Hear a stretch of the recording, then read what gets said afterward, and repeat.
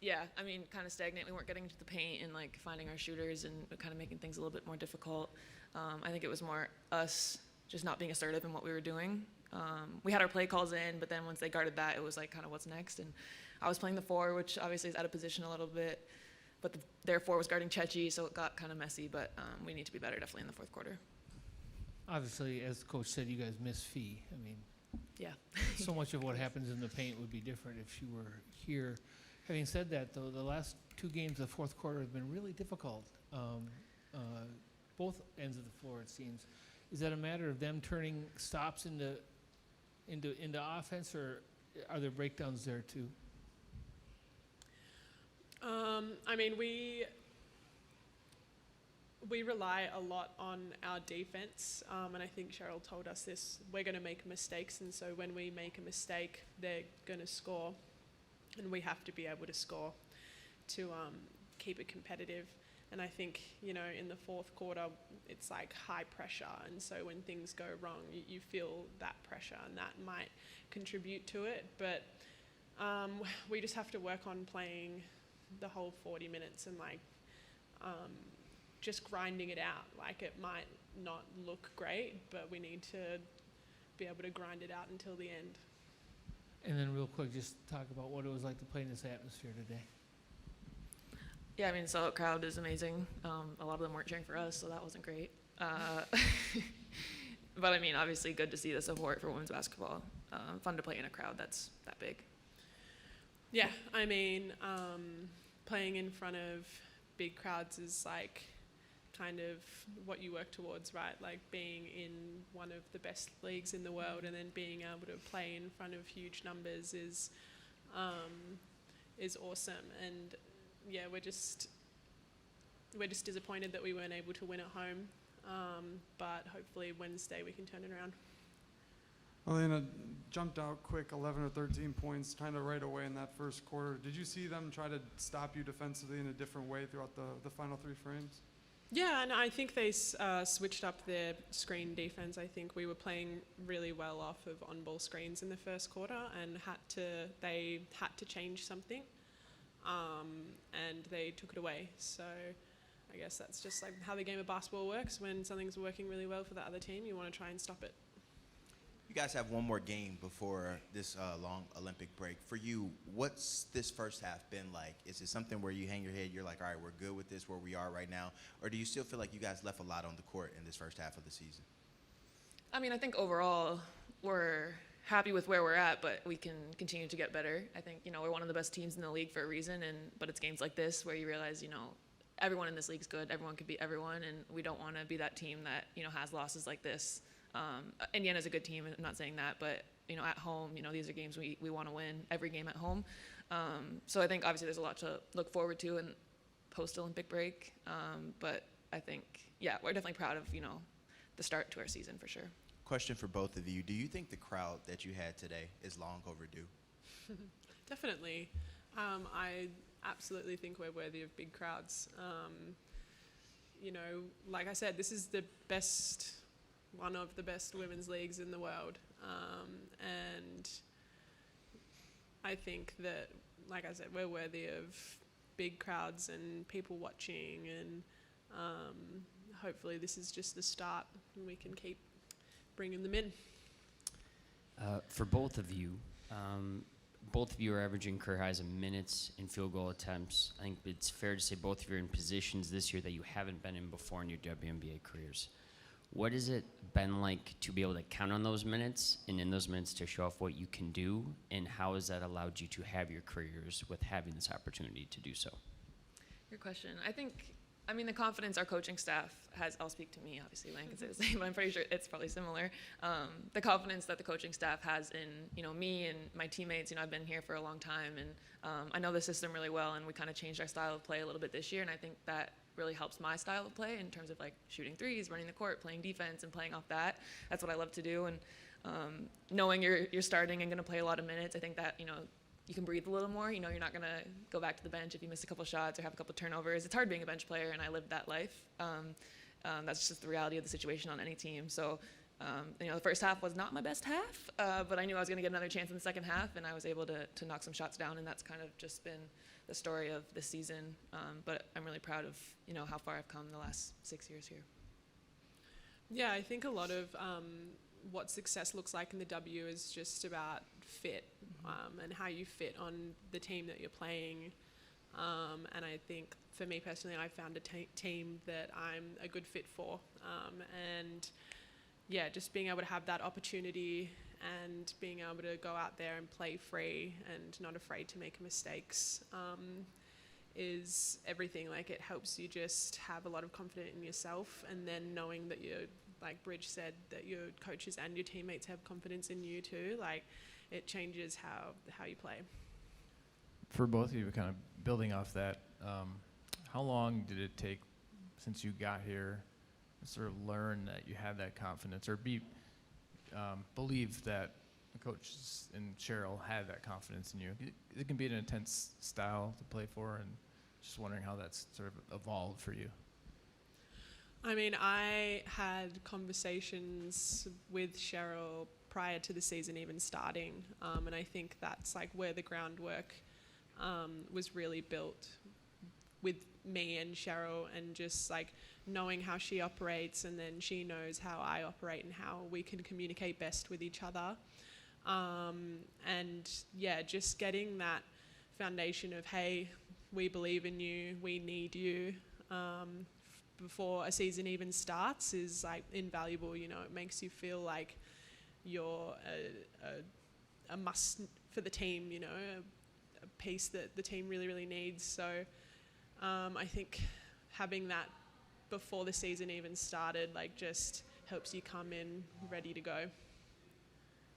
Yeah, and I think for me, every year, Cheryl picked me up when I got cut my rookie year, took a chance on me, and has brought me back every single year. Free agency this last year, signed me for 2 years. So she's always had that confidence in me, and she's always in my ear about it. And Katie Smith's always in my ear about it too. So yeah, I'm just really thankful that she gave me a chance as a rookie, and it stuck around ever since. We just, I told him I thought defensively we played, again, mostly well enough to win. Our offense is putting so much pressure on our defense. Make one mistake and they score, and it just hurts you so bad because we're not coming back at people and really challenging. This isn't – Indiana's not a team that's hung their hat on their defense to this point. And so our two-point field goal percentage killed us.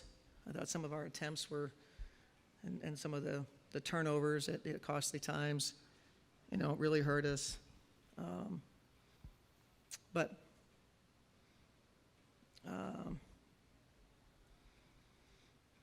overall, I think the stuff that we did, we don't really know else what we could do action-wise. We need feedback, right? So get a little more pressure in the paint, a little more pressure on the rim. I thought Dorica had some good moments in the second half. Watch it back. I'm not sure if we're going to love that we were small. Maybe we should have stayed big and get a little more pressure on the inside, but analytics during the game showed us that we were better small, so we did it. You guys up 7 entering the fourth, and 2 threes. And they started the fourth with their starting backcourt. I thought that was an interesting decision on their part. First few minutes of that quarter really kind of changed the whole tenor of the game. Was that what they did, or was that what you did? I thought we had end of shot clock defense that gave up two situations where there's Kelsey Mitchell in front of our bench, 3-2-1, has to shoot a 3, and we stayed off her, and she drains a 3. I think it was Kelsey, and then it was I believe Katie Lou. End of shot clock. Our 101 closeout, let her go right around us, and she gets the easy basket. And that sort of changed things for them. So I don't necessarily know it was a lineup or anything like that. I just think it was just, again, we're because our offense has been a challenge. Last game, this game, we were good in LA, but if you go back a little bit before that, it was really since the Commissioner's Cup, our offense has not been really all that elite. Lots of threes in there, lots of 30% level games, and that's hard to win in this league, no matter where you're playing. Obviously, like you said, you need feedback. I mean, you're just a different offensive Sure. team. I mean, there were so many instances tonight when you were late in the shot clock and Yeah. a shot had to be taken that maybe wouldn't otherwise be wanted. But 4 of 6 now, as we approach the break, you've always talked about this team as being a problem-solving team. Yeah.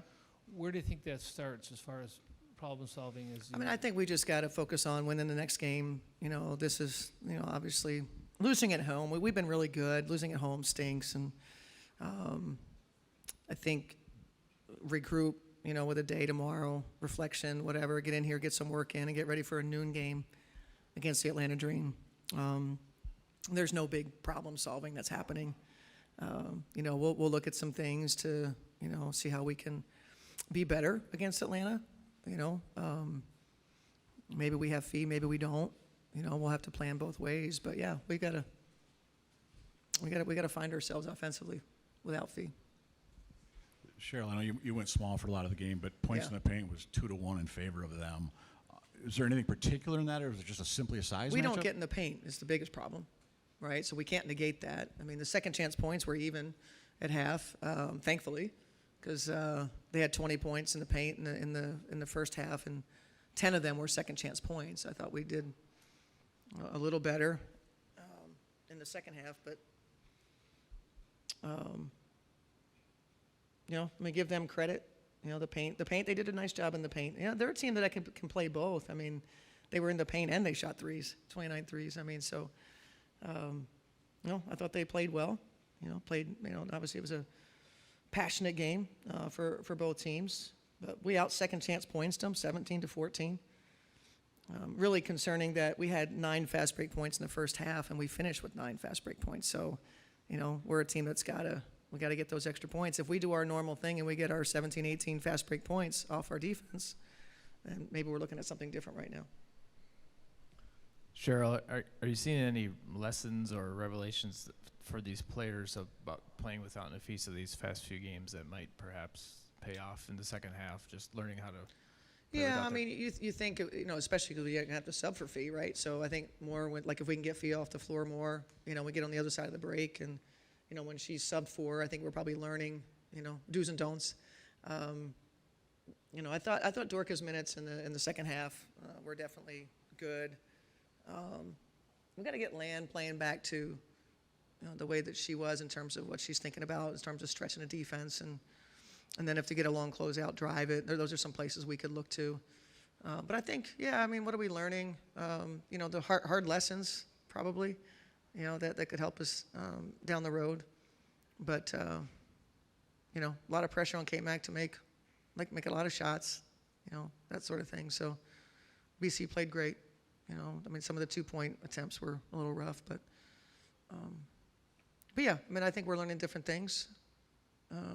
Lineups-wise, things we like, we don't like, things that work. Small ball versus not small ball. That hopefully will help us down the road. Cheryl, just a quick clarifying question. When Yep. Caitlin got that tech, was it because she kind of got Chechi in the face, or what was the? Yeah, so it's called a flail. When the whistle blows, it's a dead ball. And so after, when there's contact I mean, it's a flail, whether you hit him in the face or not. It's a flail if you make contact. It's a technical because the clock is stopped. Coach, you talked about people needing to step up with fee out, but Bridget's been playing really well. She has, yeah. Can you just talk about what you've seen from her on both ends as far as rebounding and finding her shot as well? Yeah, I mean, guarding different positions. You know, we just depend on BC for so much, and now she's driving, you know, trying to make plays. Thought early in the first half she had a couple attempts that she's got way sped up, way ahead of herself, and but those are the moments that she's doing more of that I think are good for us, and we count on her for different matchups. Guard the post, you know, go switch out, go guard Caitlin. Like every game, there's, you know, things that we ask her to do, and she just does all of it. And obviously her shooting has been really special for us. Also, just to follow up on that, her confidence, though, I mean, from last year to this year, Yeah. has been it's been big time as far as just being out there. Just what have you seen her as far as her game growing from last year to this year? You know, I don't necessarily know that it's about last year to this year. I think there's a confidence when you're a starter. There's a confidence that, this is my job, this is what I do every night. And I think that little subtle thing of not coming off the bench and playing more bench minutes and someone else is ahead of you and they're getting those minutes. So I think that probably is a big part of that. Go ahead, Alex. Thank you, Cheryl. I don't know if we stepped in halfway through, but Chechi felt like her full bag was on display in this game. Her confidence feels like it's at an all-time high. Can you speak to just a player off the bench and an ability to take a variety of shots when you need shot making at this point in time with the team? And rim, she'll get to the rim, which is something this group without fee desperately needs. And that's another player that we're just asking for her to, when she comes in the game, not feel it out. You got to come in and impact it right away. She knows that, we're going to live with whatever shot she takes. And some of them are, maybe a little harder. But in order for a player to be aggressive, they have to know, that you're not going to, limit what shots and where. And I think Chechi's benefited from that. And Cheryl, I would just say this game was so fun to be at, to be a part of Was with it? the Upper Bowl Open. Yes. It's for the climate. Yeah. In your mind, what are the steps that this league can take to have this be more consistent in the regular season, an event, a game atmosphere like today? I mean, I don't know that I quite understand the question in that everybody knows that the reason why our teams around the league are having sellouts are because Caitlin Clark and the Indiana Fever are coming to town. Angel Reese has impacted their attendance at the Chicago games, I suspect on the road as well. So what the league can do is be ready to capitalize on the moments. But it's much like when we saw Bird and Magic come in the league, right? That the league has been building, for a watershed moment, and we're here, and now you got to take advantage of it. And it's beyond just kind of saying, okay, well, the Indiana Fever are coming and they're selling out, and you're just sitting back and watching it. How other ways can you monetize and capitalize on it? That's obviously a business, layered thing, but that's how I think you could capitalize. One last question. You still had a pretty high assist rate today, 20 did. and 27. Yeah. But it just seems, watching, that there's more dribbling and less ball movement going Yeah. on. Would you agree with that? Yeah, I mean, I think today we couldn't get it going side to side. Give Indiana credit. They were up in our kind of locations to pass, but we also felt like we were a little sticky at times. And that's something we can talk about. That we've because our offense is predicated on that movement, inside out, seek the paint, and make plays. And I thought the first half we had better opportunities in the paint. And then, then we sprayed it out to the three when it was necessary. But, yeah, I agree with that probably a little sticky.